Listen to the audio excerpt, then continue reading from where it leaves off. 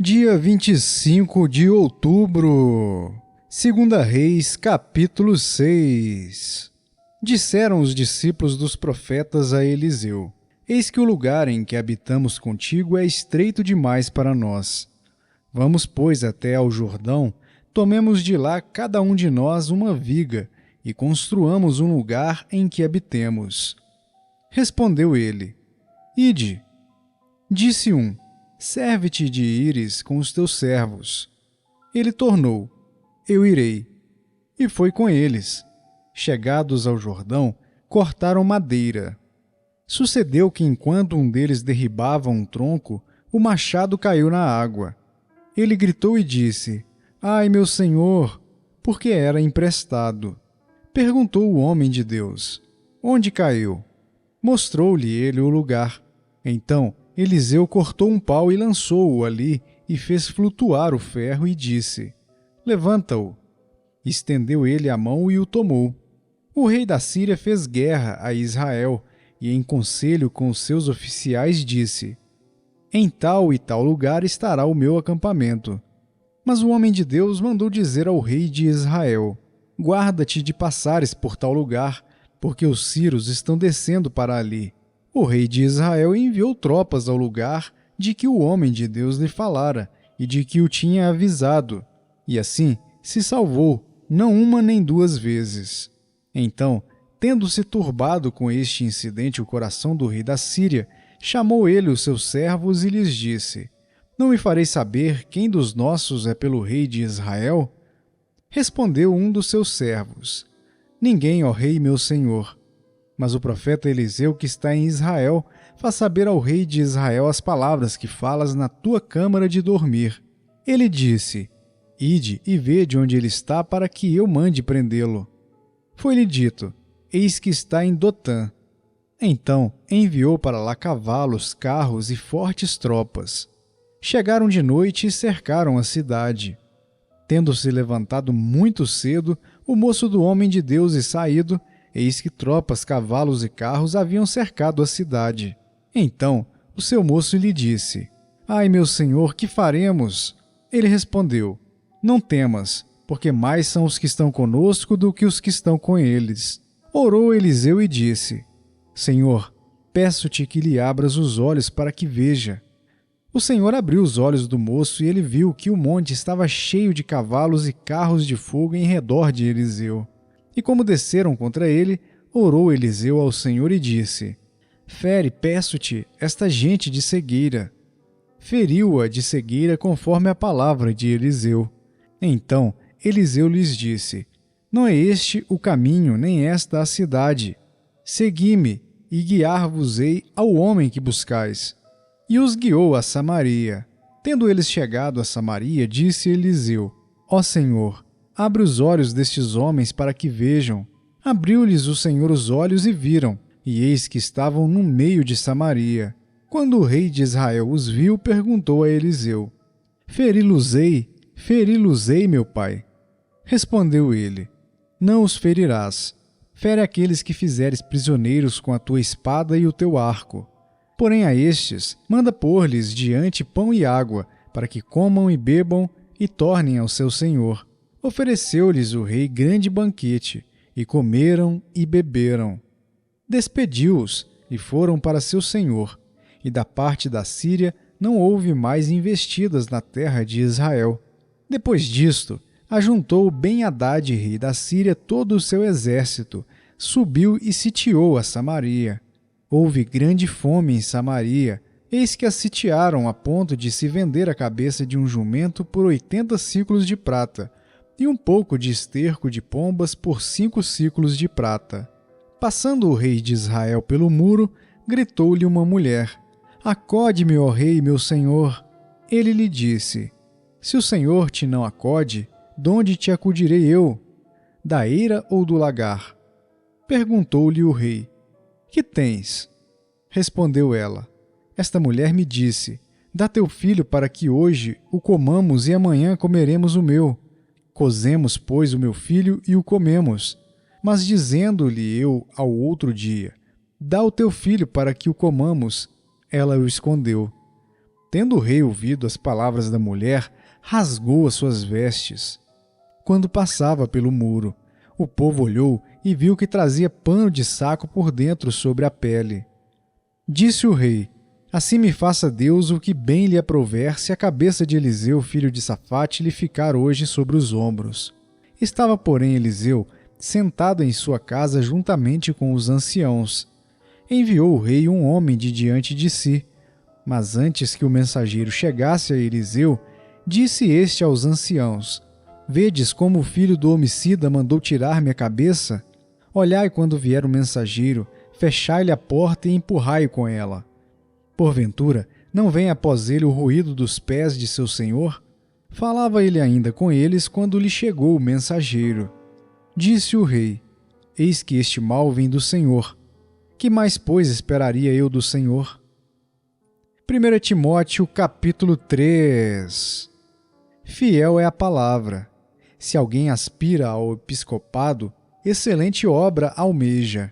É necessário, portanto, que o bispo seja irrepreensível, esposo de uma só mulher, temperante, sóbrio, modesto, hospitaleiro, apto para ensinar, não dado ao vinho, não violento, porém cordato, inimigo de contendas, não avarento, e que governe bem a própria casa, criando os filhos sob disciplina com todo o respeito. Pois, se alguém não sabe governar a própria casa, como cuidará da igreja de Deus? Não seja neófito, para não suceder que se ensoberbeça e incorra na condenação do diabo. Pelo contrário, é necessário que ele tenha bom testemunho dos de fora, a fim de não cair no opróbrio e no laço do diabo. Semelhantemente, quanto a diáconos, é necessário que sejam respeitáveis, de uma só palavra, não inclinados a muito vinho, não cobiçosos de sórdida ganância, conservando o mistério da fé com a consciência limpa. Também sejam estes primeiramente experimentados. E, se mostrarem irrepreensíveis, exerçam o diaconato. Da mesma sorte quanto a mulheres, é necessário que sejam elas respeitáveis, não maldizentes, temperantes e fiéis em tudo.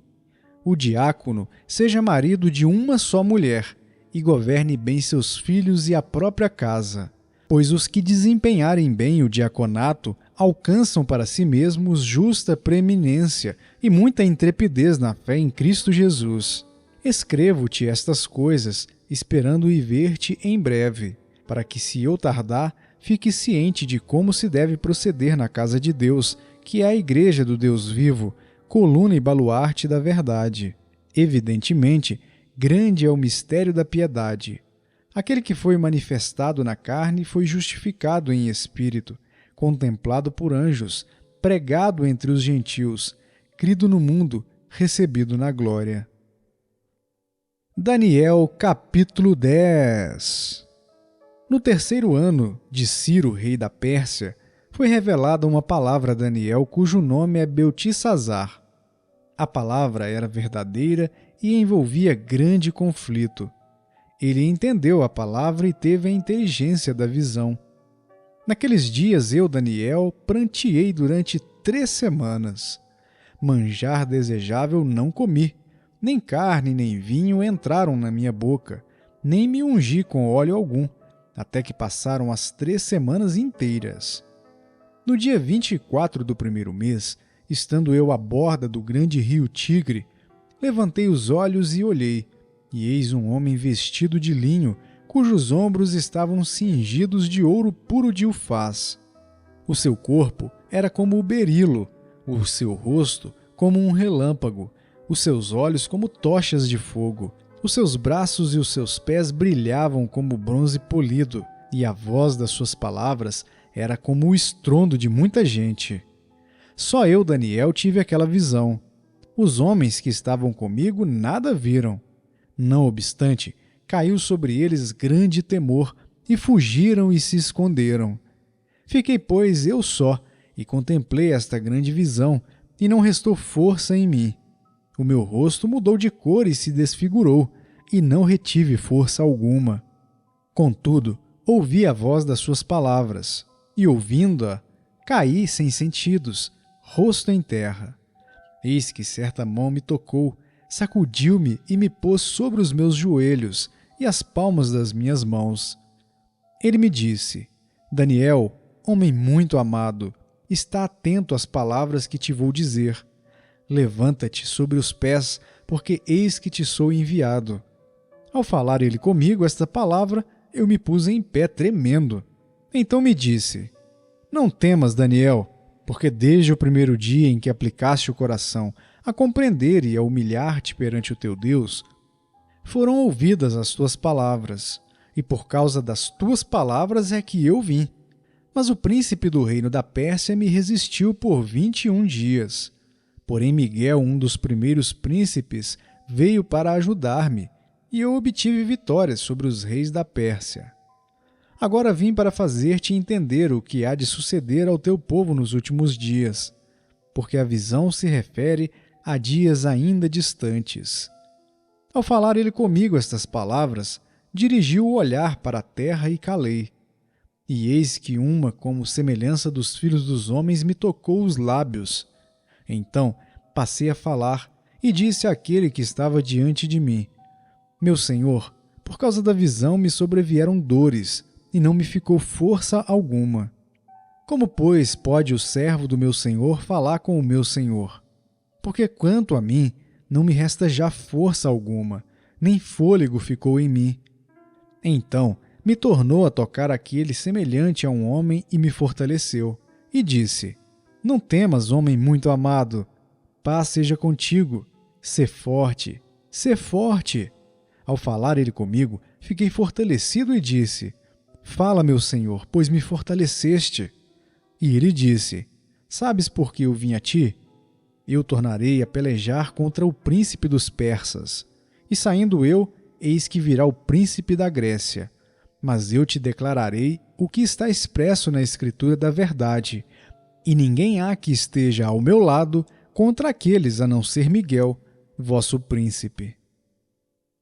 Salmo capítulo 119, versículo 1 ao 24. Bem-aventurados os irrepreensíveis no seu caminho, que andam na lei do Senhor. Bem-aventurados os que guardam as suas prescrições e o buscam de todo o coração, não praticam iniquidade e andam nos seus caminhos.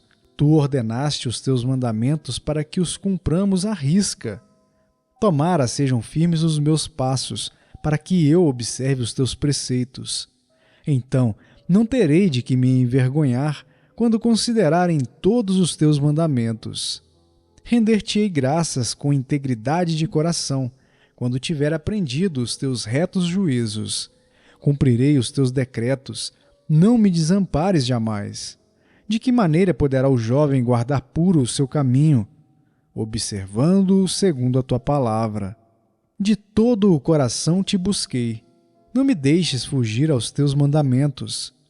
Guardo no coração as tuas palavras para não pecar contra ti. Bendito és tu, Senhor. Ensina-me os teus preceitos. Com os lábios tenho narrado todos os juízos da tua boca. Mais me regozijo com o caminho dos teus testemunhos do que com todas as riquezas. Meditarei nos teus preceitos e às tuas veredas terei respeito.